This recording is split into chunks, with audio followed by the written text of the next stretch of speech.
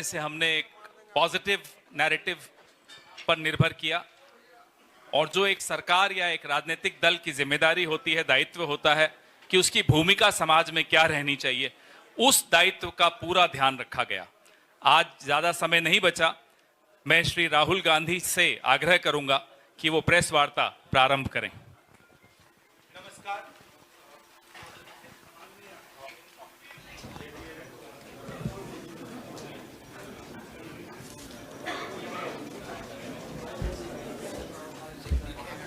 नमस्कार, कैसे हैं आप? ठीक हैं?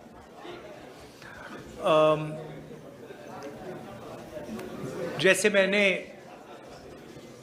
मुंबई में प्रेस कॉन्फ्रेंस किया, वैसे ही हम यहाँ प्रेस कॉन्फ्रेंस कर रहे हैं। विचारधारा की लड़ाई है। एक तरफ इंडिया गठबंधन, कांग्रेस पार्टी जो संविधान की रक्षा कर रही है और गरीबों की सरकार, किसानों की, मजदूरों की, पिछड़ों की, दलितों, आदिवासियों की सरकार चलाना चाहते हैं, और दूसरी तरफ वो शक्तियां जो संविधान को, अंबेडकर जी के संविधान को क्रश करना चाहती हैं, ख़त्म करना चाहती हैं, फाड़कर फेंकना चाहती हैं। और ये उनके सीनियर नेताओं ने कहा है, ये सिर्फ मैं नहीं कह रहा हूँ, बीजेपी के सीनियर नेताओं ने, आरएसएस के सीनियर नेताओं ने कहा है कि वो कॉन्स्टिट्यूशन को रद्द करना चाहते हैं, बदलना चाहते हैं। दो तीन चीजें हमारे लिए क्रिटिकल हैं। लोकसभा में मैंने कहा कि कांग्रेस पार्टी और इंडिया गठबंधन जाति जनगणना करवाएगी। हम ये पता लगाना चाहते हैं कि इस देश में पिछड़े वर्ग के कितने लोग हैं, दलित कितने हैं, आदिवासी कितने हैं, और उनकी भागीदारी कितनी है, कौन सी संस्थाओं में उनका पार्टिसिपेशन है, कॉरपोरेट इंडिया में क्या पार्टिसिपेशन है, जुडिशरी में क्या पार्टिसिपेशन है। तो मैंने स्वयं लोकसभा में कहा कि जाति जनगणना को हम करेंगे, और वहीं मैंने कहा कि जो 50% का आर्टिफिशियल बैरियर लगा रखा है, जहां 50% पर रिजर्वेशन को रोक रखा है, इस बैरियर को, इस दीवार को कांग्रेस पार्टी और इंडिया गठबंधन तोड़ के परे कर देगी।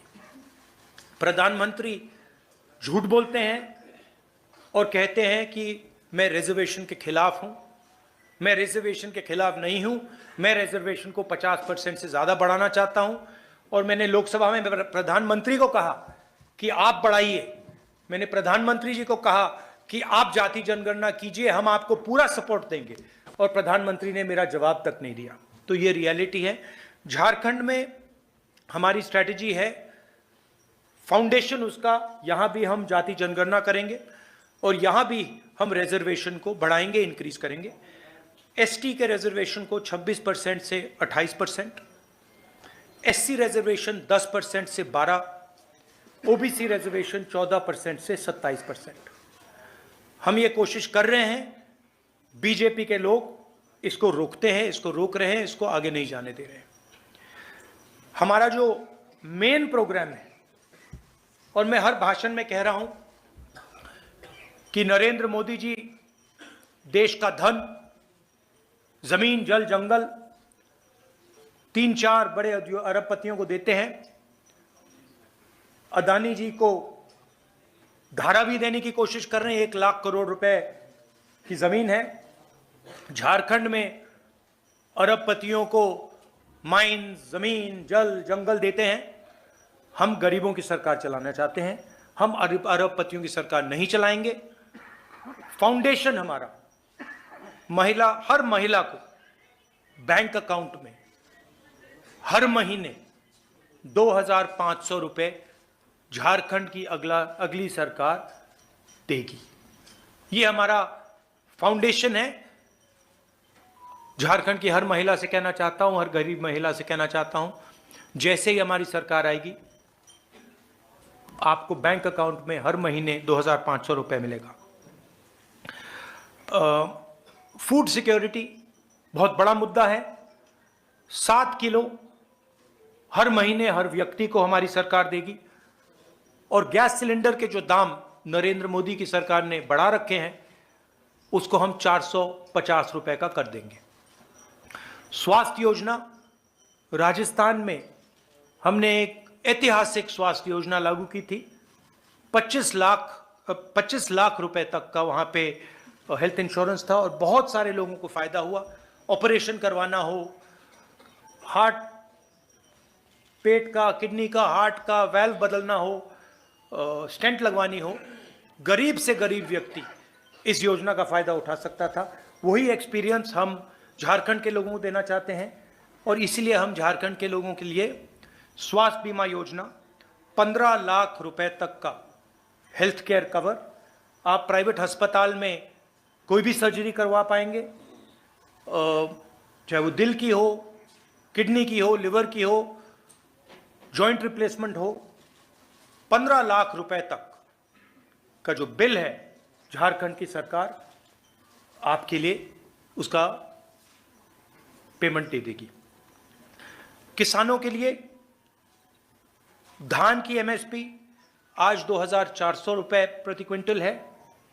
आने वाले समय में जब हमारी सरकार बनेगी, 3,200 रुपए प्रति क्विंटल हमारी सरकार झारखंड के किसानों को धान के लिए देगी। और जो हमारे युवा हैं, जिनको नरेंद्र मोदी जी ने बेरोजगार किया है, नोटबंदी करके, गलत जीएसटी लागू करके, उनको हम कहना चाहते हैं कि हमारे चीफ मिनिस्टर ने कमिटमेंट दिया है कि अगले 5 साल में उनकी कोशिश होगी कि 10 लाख युवाओं को रोजगार दें। हम इसको अपना पूरा समर्थन देंगे और हमारी भी कोशिश होगी कि 10 लाख युवाओं को झारखंड में रोजगार मिले। 500 एकड़ के इंडस्ट्रियल पार्क हर डिस्ट्रिक्ट में हम बनाएंगे और डिग्री कॉलेज हर ब्लॉक में और प्रोफेशनल कॉलेजेस हर डिस्ट्रिक्ट में। ये हमारा प्रोग्राम है। इसकी पूरी फाइनेंशियल प्लानिंग हमने की है और जो यहाँ हम कह रहे हैं, ये हमारा कमिटमेंट है, हम ये झारखंड की जनता को देंगे। मेन चीज़ मैं झारखंड के लोगों को कहना चाहता हूँ, ये लड़ाई विचारधारा की लड़ाई है, संविधान को बचाने की लड़ाई है, रिजर्वेशन को बढ़ाने की लड़ाई है, किसानों की, मजदूरों की रक्षा की लड़ाई है, बेरोजगार युवाओं की रक्षा की लड़ाई है। एक तरफ कांग्रेस पार्टी जो अंबेडकर जी के संविधान को, गांधी जी के संविधान को, बुद्ध भगवान के संविधान को, नारायण गुरु बसवना जी, फूले जी के संविधान को बचा रही है, संविधान की रक्षा कर रही है, और दूसरी तरफ आरएसएस और बीजेपी जो अंबेडकर जी के संविधान को खत्म करने में लगे हैं। और मैं यहां मीडिया के सामने कहना चाहता हूं कि कांग्रेस पार्टी का हर कार्यकर्ता, हर नेता ये कभी नहीं होने देगा, संविधान को हम कभी नहीं खत्म होने देंगे। धन्यवाद। एक सेकंड। अच्छा, एक और इशू है। 1.36 लाख करोड़ झारखंड की सरकार का है पैसा, वो दिल्ली की सरकार दे नहीं रही है। लैंड कॉम्पेंसेशन का पैसा है, कोल रॉयल्टी का पैसा है, और ये झारखंड के खिलाफ बीजेपी की सरकार काम कर रही है। और झारखंड के लोगों को मालूम होना चाहिए कि ये नरेंद्र मोदी जी का, अदानी का पैसा नहीं है, ये आपका पैसा है, ये आपके डेवलपमेंट का पैसा है, शिक्षा का, स्वास्थ्य का पैसा है, और ये आपको मिलना चाहिए था, और बीजेपी ने आपको ये नहीं दिया है। तो ये आपको मालूम होना चाहिए। धन्यवाद। एक सेकंड, एक करके। रवि सिसोदिया, ANI। माइक दीजिए आप थोड़ा। सिन्हा जी माइक पहले जल्दी माइक रखिए। सर, आज आखिरी दिन है प्रचार का, और अगर बात करें बीजेपी की, तो बीजेपी का पहले नारा था बटेंगे तो कटेंगे। अब एक नया नारा आ गया, एक रहेंगे तो सेफ रहेंगे। एक रहेंगे तो सेफ रहेंगे। और आपका सवाल क्या है? वही नारे पे आपका सवाल है कौन सेफ रहेगा और कौन एक रहेंगे। मैं आपको बताता हूं, मैंने मुंबई में भी इसकी चर्चा की। हमने, आप पता नहीं आपने देखा, हमने वहां पे पूरा नारा समझाया, सेफ दिखाया, और सेफ के अंदर धारावी का मैप था। नरेंद्र मोदी जी का कहना है कि अगर अंबानी जी और नरेंद्र मोदी जी, अमित शाह जी एक रहेंगे तो वो सेफ रहेंगे। ये नारा है उनका। पूरा देश जानता है कि सरकार अदानी जी के लिए चलती है। आपकी जमीन, आपका जल, आपका जंगल, आपके एयरपोर्ट, आपके पोर्ट, ये सारे के सारे नरेंद्र मोदी जी अदानी को देते हैं। कांग्रेस पार्टी गरीबों की सरकार चलाती है। हम रिजर्वेशन की बात करते हैं, हम विकास की बात करते हैं, बेरोजगारी की बात करते हैं, जाति जनगणना की बात करते हैं। तो ये क्लियर है, लड़ाई विचारधारा के, दो विचारधाराओं के बीच में है। हम कॉन्स्टिट्यूशन को बचा रहे हैं। कॉन्स्टिट्यूशन में कहीं नहीं लिखा कि एक व्यक्ति को हिंदुस्तान के सारे एयरपोर्ट दिए जाए, एक व्यक्ति को झारखंड की जमीन, जल, जंगल दिया जाए, कहीं नहीं लिखा कॉन्स्टिट्यूशन में। तो ये लड़ाई है। विनोद ओझा, दैनिक भास्कर। नमस्कार राहुल जी, आपसे ये पूछना है कि पिछली सरकार ने मतलब जेएमएम ने ये घोषणा की थी अपने, कहां दिख नहीं रहा है मुझे।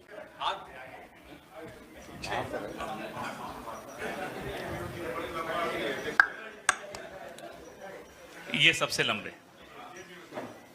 ये झारखंड सरकार ने मतलब हेमंत सोरेन जी ने पिछली बार वादा किया था कि हम 5 लाख युवाओं को नौकरी हर साल देंगे, लेकिन इस मामले में और मामले में उन्होंने काफी काम किया है, इसमें दो मत नहीं है, लेकिन इस मामले में वो बिल्कुल ही पीछे रह गए, जबकि 5 साल का ये नहीं कहूंगा कि बिल्कुल पीछे रह गए हैं, काम हुआ है, मगर अगले 5 साल में एक्सेलरेटेड तरीके से काम होगा।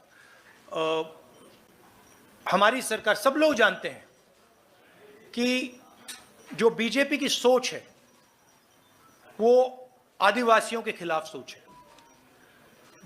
झारखंड के चीफ मिनिस्टर को बीजेपी ने अरेस्ट किया है। झारखंड के चीफ मिनिस्टर को डराने की कोशिश की है, धमकाने की कोशिश की है, फॉल्स एलिगेशंस लगाए गए हैं और झारखंड के चीफ मिनिस्टर पीछे नहीं हटे हैं। और उनसे ये इसीलिए किया जा रहा है क्योंकि वो आदिवासी है। अंकित मिश्रा, पीटीआई। और बेरोजगारी का मेन जो बात है, और ये मैं हर प्रदेश में कहता हूं, जो आपने बेरोजगारी की बात उठाई, उसका मेन कारण है कि नरेंद्र मोदी की सरकार ने नोटबंदी की और गलत जीएसटी लागू की। और ये दो चीजें, ये योजनाएं नहीं हैं, ये डेवलपमेंट प्रोग्राम्स नहीं हैं, ये छोटे व्यापारियों को, स्मॉल और मीडियम बिजनेसेस को मारने के हथियार हैं।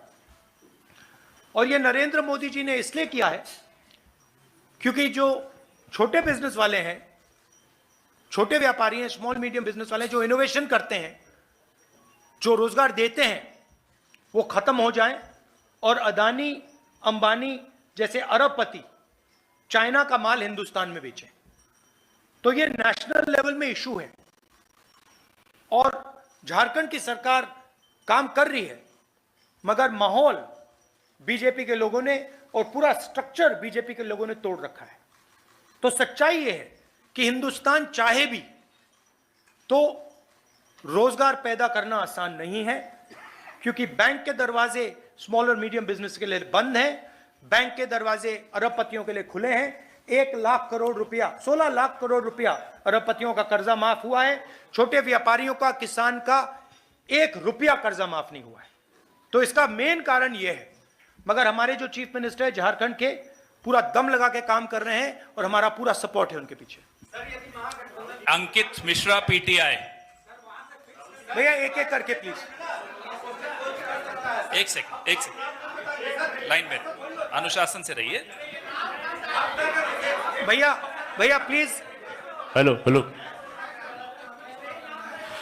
राहुल जी, मेरे छोटे छोटे 2 सवाल हैं। नहीं, एक सवाल जी। अच्छा, एक सवाल है, ये जो देखिए, हमारी कोशिश होगी कि ज्यादा से ज्यादा लोगों को सवाल मिले, मगर एक इशू है, सुनिए एक इशू है, एक सवाल पूछिए और संक्षेप में पूछिए प्लीज। नेशनल पीपल पार्टी जो मणिपुर में उन्होंने एनडीए से अपना जो है सपोर्ट वापस ले लिया है, वहाँ पर फ्रेश वायलेंस जो हो रहे हैं, उसको कैसे देखते हैं आप सर? देखिए, मणिपुर में जो हो रहा है पूरे देश को मालूम है। 1.5 साल हो गए मणिपुर हिंदुस्तान का स्टेट है, मगर प्रधानमंत्री आज तक मणिपुर नहीं गए हैं। और मणिपुर में मैं गया हूं, मैंने अपनी आंखों से जो हो रहा है देखा है।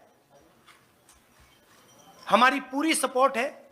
हमने सरकार को कहा है कि जल्दी से जल्दी हिंसा को बंद कीजिए, मगर नहीं हो रहा है। और इसमें वेस्टेड इंटरेस्ट किसी का तो है। होम मिनिस्टर जी को अपना काम करना चाहिए, मगर किसी ना किसी कारण होम मिनिस्टर अपने काम में इंटरेस्ट नहीं ले रहे हैं। मगर जो मणिपुर में हो रहा है पूरा देश जानता है, बिल्कुल गलत हो रहा है और हिंसा को एकदम वहां पे बंद होना चाहिए। और एक बार फिर शांति आनी चाहिए। और जो मैंने कहा भारत जोड़ो यात्रा में, मैंने कहा 4000 किलोमीटर हम चले, कन्याकुमारी से कश्मीर, नफरत के बाजार में मोहब्बत की दुकान। हमने मैसेज दिया कि अगर आप नफरत फैलाओगे तो आग लगेगी। और बीजेपी के लोगों ने नफरत फैलाई है और इसीलिए आग लगती है। आग को सिर्फ कांग्रेस पार्टी मिटा सकती है, क्योंकि हम मोहब्बत की बात करते हैं, भाईचारे की बात करते हैं और हम नफरत को मिटाते हैं। और भाषण में मैं कहता हूं, नफरत को नफरत नहीं हरा सकती है, नफरत को नफरत से नहीं काटा जा सकता है। इसीलिए हम कहते हैं मोहब्बत की दुकान खोलेंगे। SRP Mukesh, Times of India.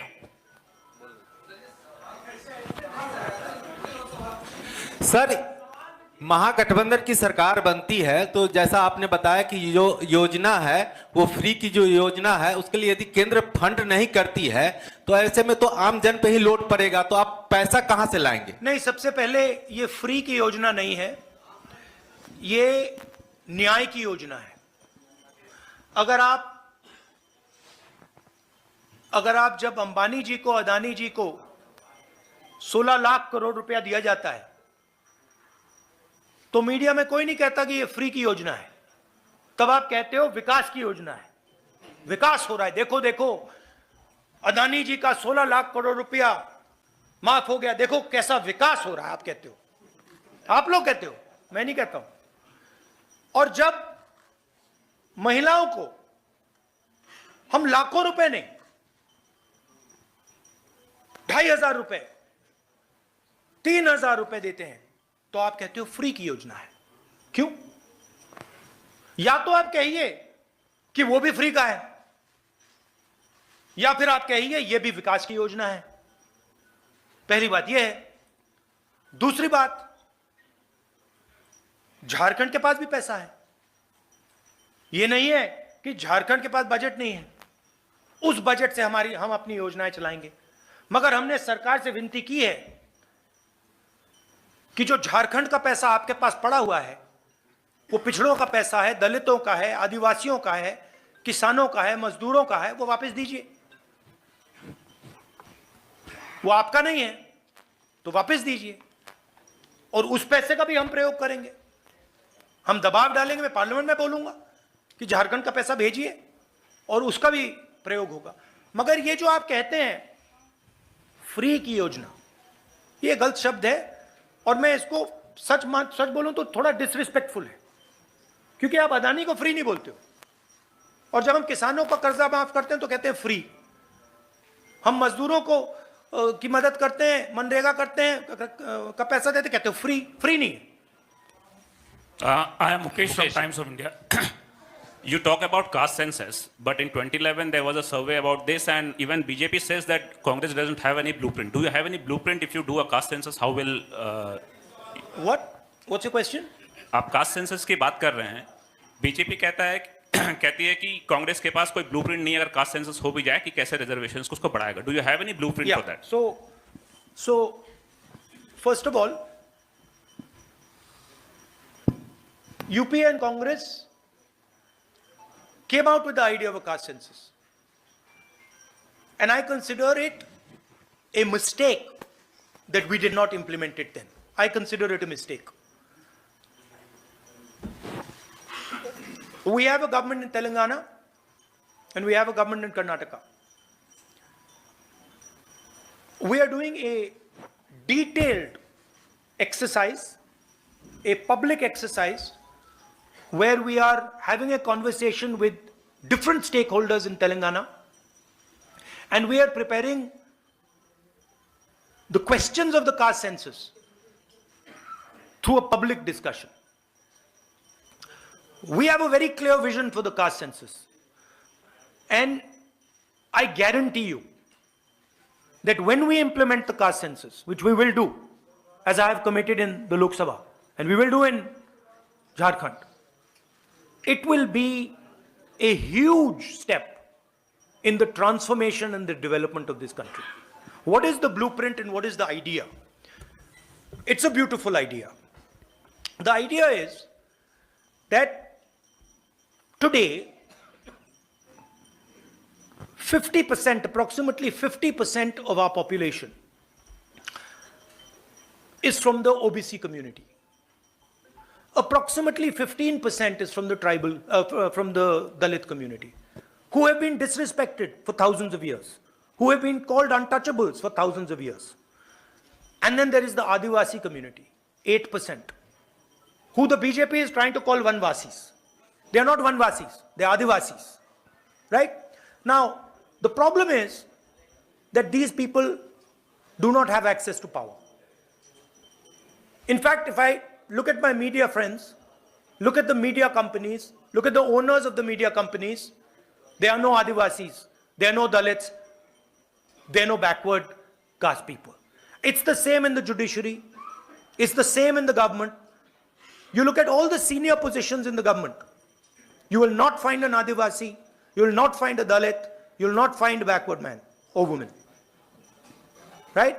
So what are we going to do in the caste census? First of all, we're going to find out exactly what is the population of these communities.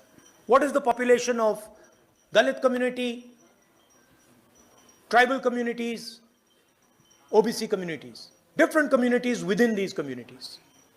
Then we are going to do an institutional survey.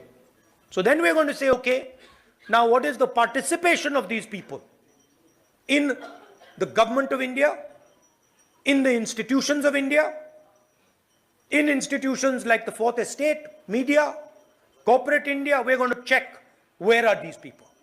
Do they actually exist? Do they have power? We are also going to check how much of India's wealth is controlled by the Adivasis. How much of India's wealth is actually in Adivasis' hands? How much of India's wealth is actually in backward OBC communities' hands? How much of India's wealth is in Dalit hands?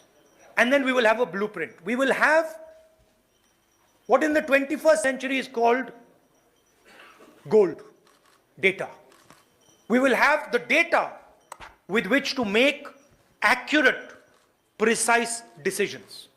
We will know that when 16 lakh crores are forgiven for 25 businessmen, that is money that has come from GST, that there is not a single OBC, not a single Dalit, not a single tribal person who got that money. This will become transparent, clear, it will be beautiful. Every person in India will know what access I have to power. How much, how is the wealth distributed, who has it? Right? When you go to a doctor, when you have an injury, you go to a doctor and he says to you, I think your leg is broken.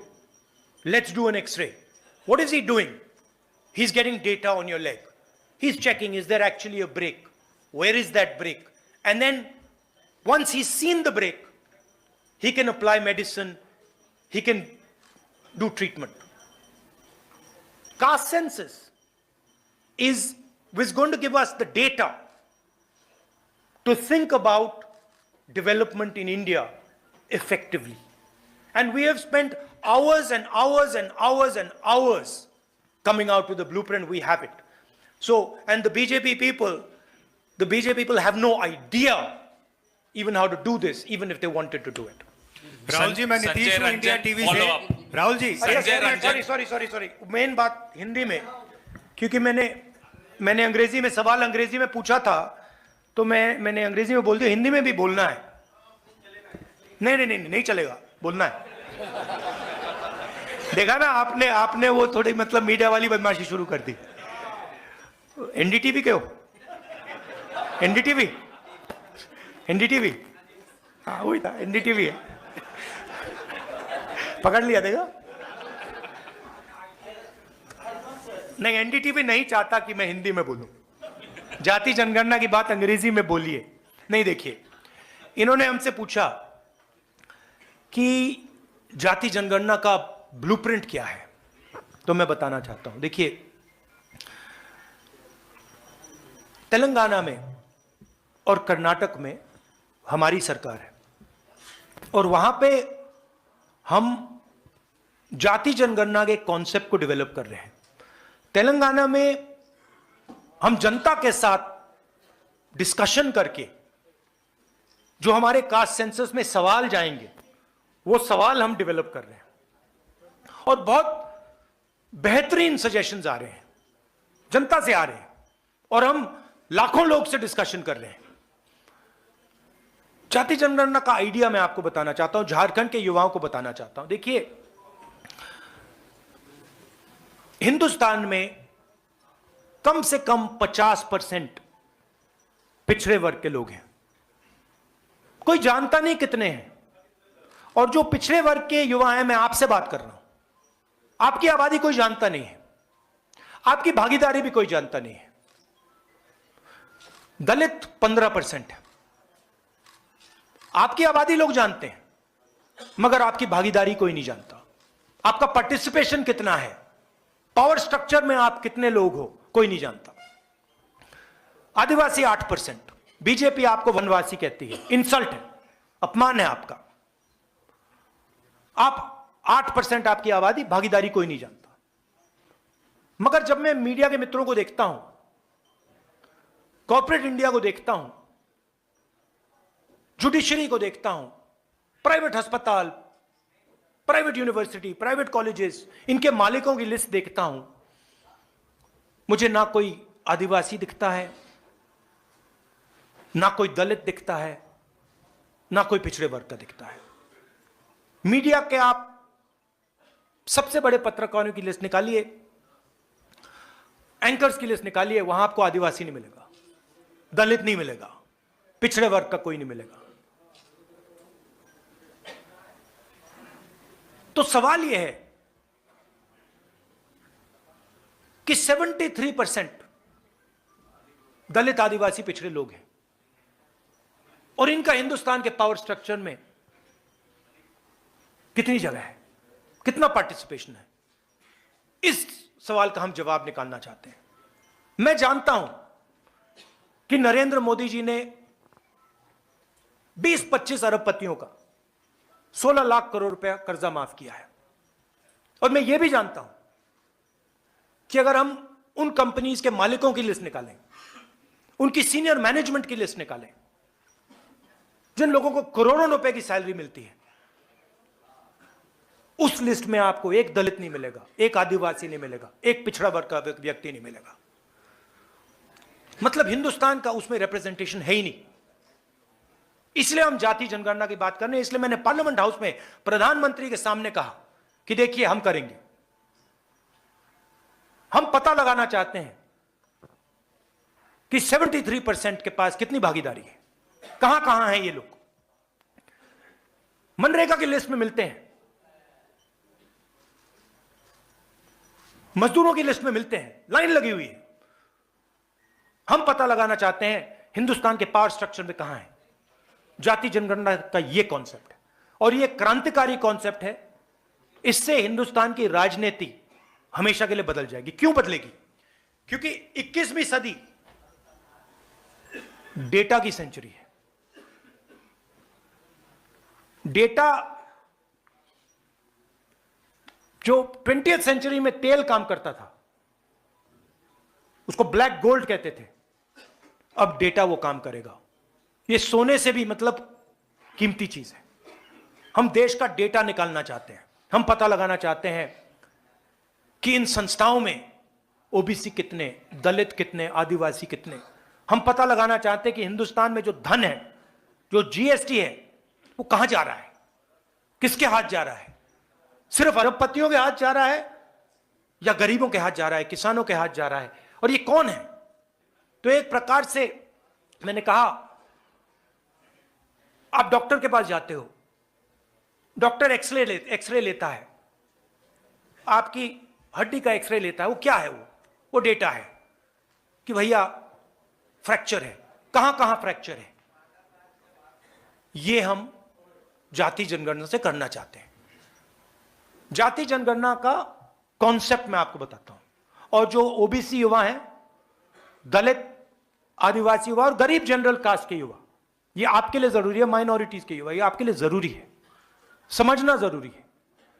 क्योंकि ये सारे जो रास्ते बंद हो रखे हैं आपके लिए, जो बेरोजगारी फैल रही है, जो महंगाई बढ़ रही है, ये इसलिए हो रहा है क्योंकि आपका पूरा का पूरा धन 20-25 लोगों के हाथ में जा रहा है।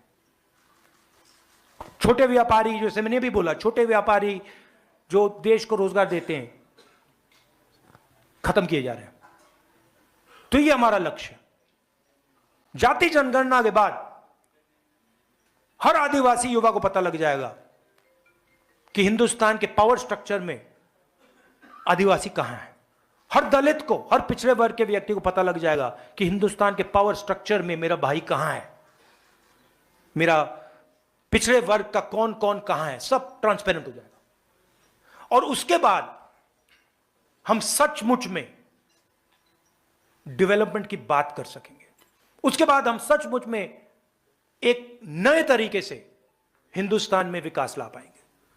यह जो हमारा सिस्टम है, जो आज सिस्टम चल रहा है, जो नरेंद्र मोदी जी वाला है विकास का सिस्टम, जो मैंने आज आपको सेफ दिखाया, वो फेल हो गया, खत्म हो गया है। ये किसी काम का नहीं है। तो ये नेक्स्ट जनरेशन का जो डेवलपमेंट का पैराडाइम है, डेटा का पैराडाइम है, उसकी फाउंडेशन जाति जनगणना है। और हमने हजारों घंटे, हमारी पार्टी ने, हमारे नेताओं ने जाति जनगणना के बारे में डेवलप करने में, इसके बारे में सोचना, हमने काम किया है। तो हम रेडी हैं। तेलंगाना में इंप्लीमेंट होगा, कर्नाटक में इंप्लीमेंट होगा, झारखंड में हमारी सरकार आएगी, इंप्लीमेंट होगा। और फिर आप देखना, जो यहां पिछड़े वर्ग के युवा हैं, दलित, आदिवासी, गरीब, जनरल कास्ट, माइनॉरिटी, फिर आप देखना क्या होता है। सेलफोन का क्या फायदा है? आप सेलफोन चलाते हो, क्या फायदा है? डेटा मिलता है, पता लग जाता है क्या कहां है। वही हम जाति जनगणना के साथ करना चाहते हैं। राहुल जी, संजय पीएम रंजन, और अडानी follow के up। रिश्ते को लेकर आप लगातार सवाल उठाते रहे हैं। आज एक पोस्टर के जरिए भी मुंबई में आपने बातें रखी है, यहां भी आपने बातें रखी हैं। बीजेपी की प्रतिक्रिया इस पर आ गई है।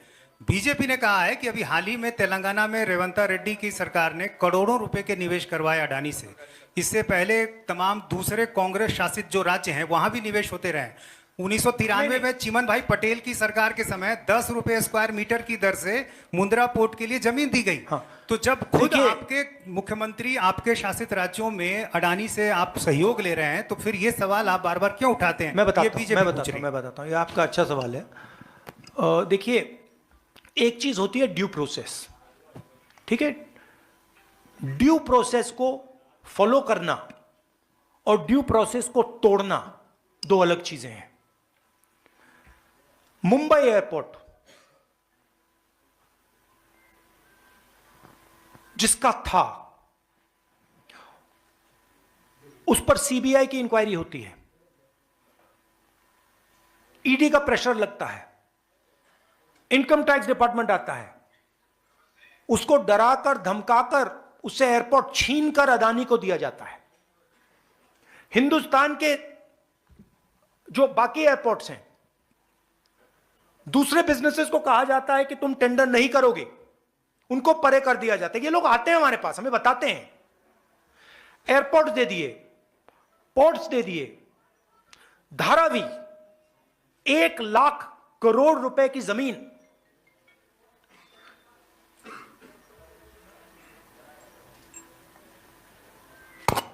नॉन ट्रांसपेरेंट टेंडर, मैंग्रोव की जमीन जिससे पूरी मुंबई को नुकसान होगा, वो आप ले रहे हो, एक्वायर कर रहे हो। धारावी के लोगों से पूछा ही नहीं आपने, उनको धमका के डरा के निकाल रहे हो। ये ड्यू प्रोसेस नहीं है, ये चोरी है। हम ड्यू प्रोसेस के खिलाफ नहीं है, और हम ये भी एक्सेप्ट करते हैं कि हिंदुस्तान में बड़े बिजनेसेस हैं और उनकी जगह है। अदानी, अंबानी, टाटा, बिरला, इनकी जगह है, मगर हम ये नहीं एक्सेप्ट करेंगे कि सिर्फ इनकी जगह होगी। और हम ये बिल्कुल नहीं एक्सेप्ट करेंगे कि एक अरबपति को हिंदुस्तान का पूरा धन चोरी करके पकड़ाया जा रहा है। तो आप ड्यू प्रोसेस, ठीक है, जो ड्यू प्रोसेस है उसके हम खिलाफ नहीं है, मगर फेक प्रोसेस, धमकी, सीबीआई, ईडी, सरकार के एमएलएस को, अदानी जी कहते हैं, वो महाराष्ट्र में कहा जाता है कि राजनीतिक मीटिंग में जहां निर्णय लिया जा रहा था, महाराष्ट्र को गिराने का निर्णय लिया जा रहा था, उस मीटिंग में अमित शाह बैठे थे, उस मीटिंग में अदानी बैठा था। क्यों? अदानी जी महाराष्ट्र की सरकार को डिस्टर्ब क्यों कर रहे हैं? इसके खिलाफ है। लोगों ने एमएलए चुने हैं, आप करोड़ों रुपए देकर डेमोक्रेटिक प्रोसेस को तोड़ रहे हो। बीजेपी कर रही है, नरेंद्र मोदी कर रहा है, अमित शाह कर रहे हैं। एक है तो सेफ है का यही मतलब है, इसके खिलाफ है। अब अगर ड्यू प्रोसेस में अंबानी जी आए, अदानी जी आए, तो हम उसके खिलाफ नहीं, हम खिलाफ हो ही नहीं सकते, क्योंकि वो हिंदुस्तान का कानून है। मगर जब आप ड्यू प्रोसेस को तोड़ रहे हो, एक व्यक्ति को airport, port, storage, highway, defence industry सारा पकड़ा रहे हो, एक के बाद एक, एक के बाद एक, एक के बाद एक, इसके हम खिलाफ हैं, क्योंकि ये एंटी नेशनल काम है। धन्यवाद साथियों। राहुल जी, जवाब राहुल जी, चलेगा? एक सवाल ये है, जवाब अभी चला? राहुल जी, अभी एक सेकंड, अभी राहुल जी को अब आगे भी जाना है। राहुल जी, तो सिर्फ एक सवाल है। इस वार्ता को यहीं समाप्त झारखंड का जो युवा आपका मतदाता बहुत-बहुत है, धन्यवाद। मैं संजय कि आप रंजन यहाँ बोल रहा हूँ आए। सर, आपने नाम पुकारा है, मेरा सवाल आपकी है। बारी उन्होंने ले ली तो अब क्या अब सर मेरी गलती Thank नहीं है you. इसमें। Rahul ji, thank you very much. Rahul ji, एक सवाल जो युवा मतदाता है, ये झारखंड के युवाओं के लिए ये हमारी गारंटीज हैं